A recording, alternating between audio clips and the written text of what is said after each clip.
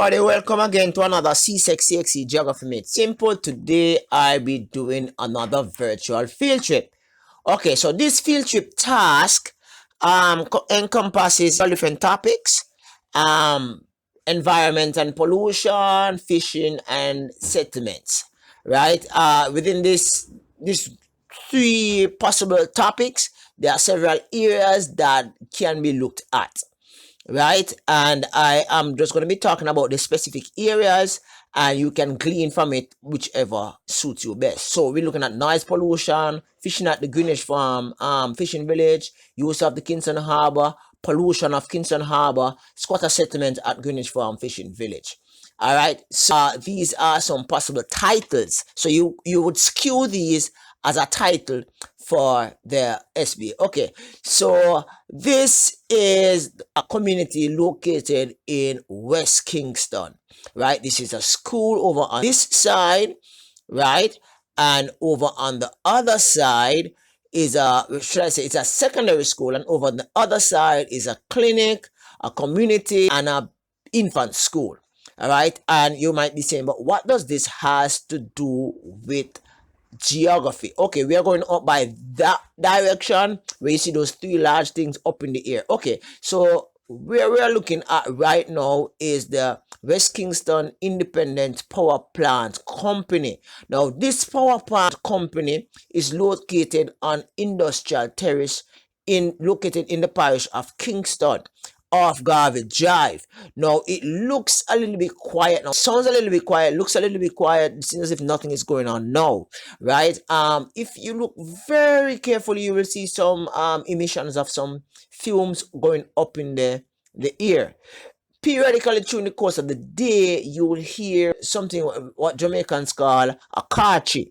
It will blow, and it blows for like between 15 and 20 seconds periodically through the day, and it's very loud, right? So this in itself draws us to whether or not this construction of this this power plant actually encourages what you call noise pollution. Now, noise pollution can create several issues. One, it can create what you call insomnia, which is you not being able to actually have a restful night, right? Noise pollution also gives headache. Hearing too much noise, your head tend to hurt you, and this is based on persons within the area, within the community in which I just show you. They actually share this, right? So you have insomnia, headache, and some persons get nervous. Now, some section of this area is prone to violence, right? You might hear loud sounds, and because of the whole usual hearing loud sounds, what will happen is that persons tend to get frightened, right? So you have some persons getting anxiety attack. So in a sense, the loud noise that is facilitated with the construction of this power plant, it also gives rise to health issue. So in looking at just this simple plant, one can talk about noise pollution. Now, I would not do air pollution. You see the fumes coming up. The fumes are sometimes white, sometimes black, but I would not do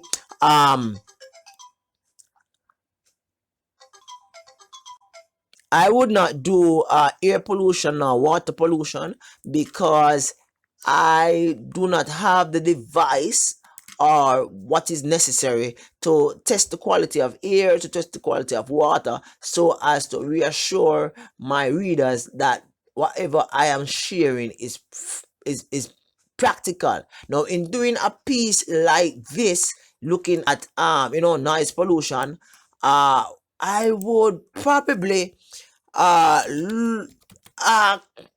permission to go in this factory and probably speak to probably a one or two worker within this space, right? Or if that is not really forthcoming, what I could do, I could write a list of interview questions.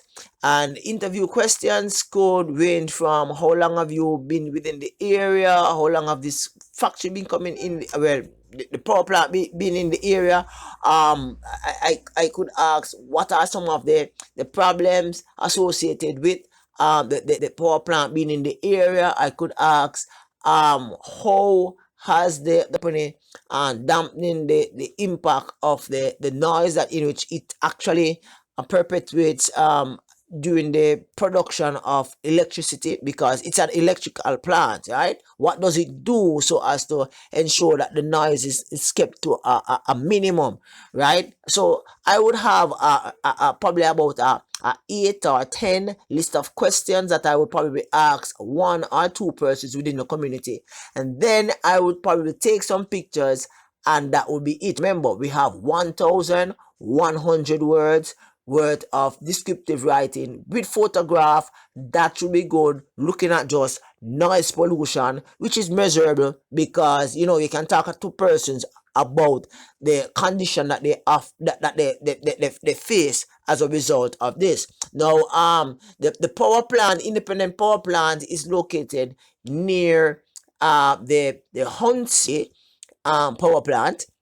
Right now, the independent power plant is it sells electricity that is used to electricity that is distributed to the entire island. Right now, this electricity is sold to the Hunts Bay power plant, which is here where you're seeing all these pipes. You know, you have the black pipe, the red pipe, and the blue pipe. Right, one of these pipe actually runs from the Petroleum Corporation of Jamaica, in which we are going to be going there in a short bit, over to the independent power plant, because they too also use fuel, right?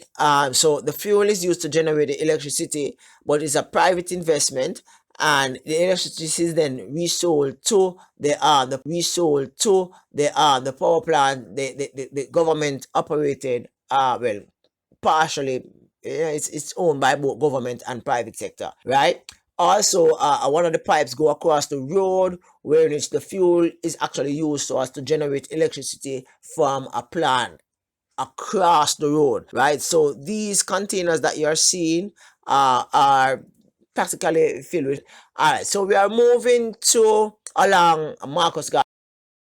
Garvey is used as is a location of the Petroleum Corporation of Jamaica, right? They actually receive fuel from the port, and they process the fuel into, when I say fuel, I mean like oil, right? They process the oil into fuel, and which is sold to the locals. And in some instances, fuel that have already been processed is imported and stored in containers that you are seeing.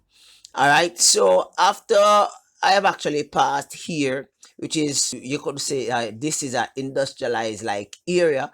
A lot of warehouses up on the northern end of the road, while the processing of oil is by this end, right? So the oil would be here, the power plant would be somewhat down the road, and you know, electricity will be generated. Okay, so here we are at the Greenwich Farm Fishing Village. Now, the Greenage Farm Fishing Village is just a stone throw away from the Kingston Wharf, right? Notice that the Kingston Wharf, the Greenage Farm Fishing Village, along with the Petroleum Corporation, are all located on the southeastern end of the island, within a space referred to as the Kingston Harbour. Right over on the side that you're looking at right now, is a part of what they call it the Hunts Bay wetlands. This is an area used by the National Conservation Unit within Jamaica, so as to allow the fish to actually spawn. So the fish should actually breed over here. Baby fish are over there. Fisher folks are not allowed to fish over there. And if anyone found fishing over there, they will be prosecuted, right? Fisher folks also build their houses. Yes, they build their houses on the stretch.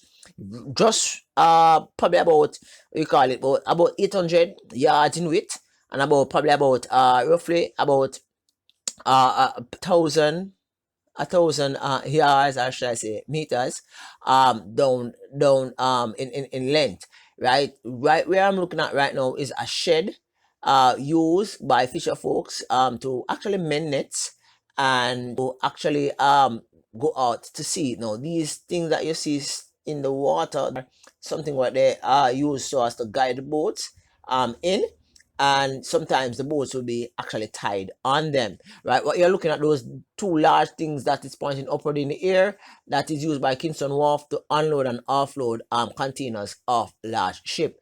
Now, although this is a fishing village, you can see many commercial activities within this space. Also, persons tend to reside within this space as their house, right? They actually live there. You can see clothes on the line, you can see all domestic type of activities, along with the fisher folk activities such as mending nets, like what you're looking at right now, right?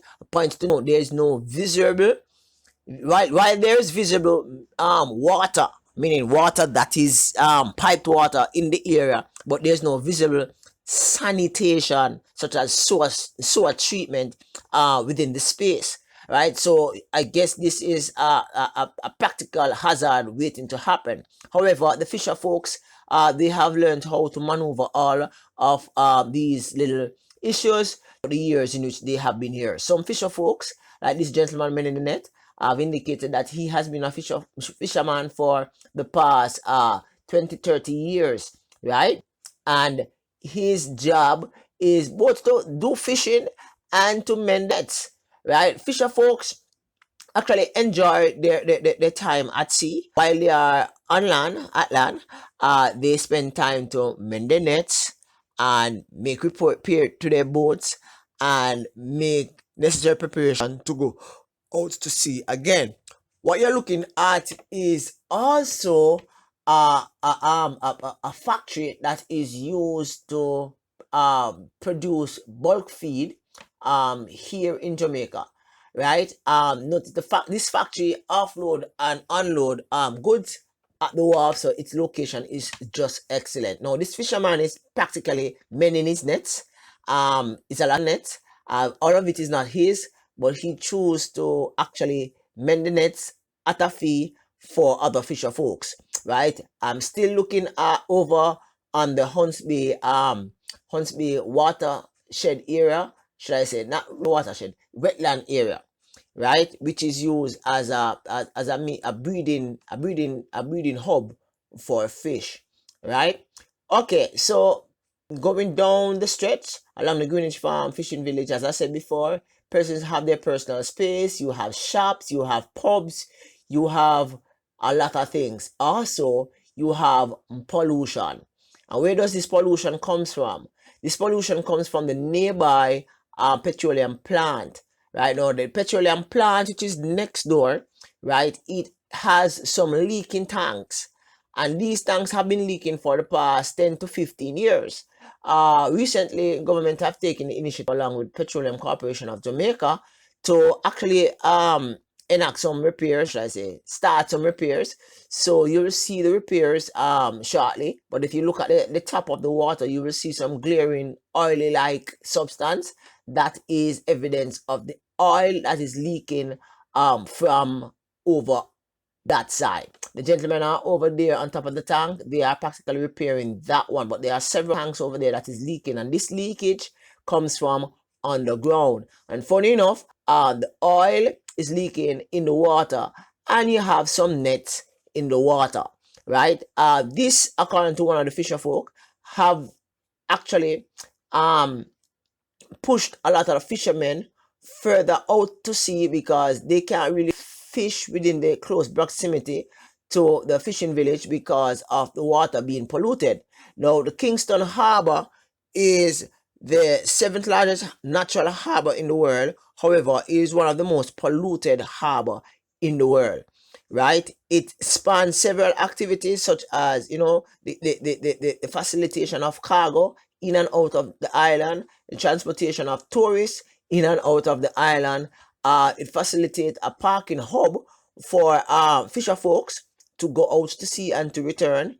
It also facilitates breeding space for sea fish, marine fish, to breed and to practically, um, after they breed, they go out to sea and fisher folks are able to actually catch their stock, and they do what they need to do so as to ensure things just go as how it is safely, and they have enough fish to make a money, right?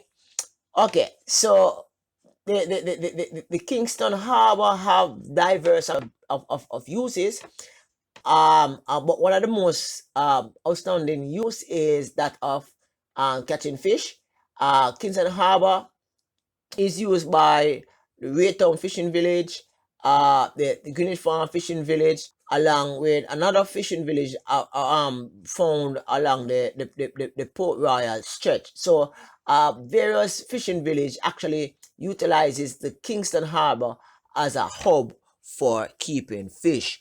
I hope that this video share actually open up the possibility of you actually looking at specific areas within the Kingston Harbour, whether it be transportation, food security, pollution, and energy conservation, energy source, to name a few. Thank you very much for stopping by. Thank you very much for watching. Have a wonderful day, guys. Peace out. Cool.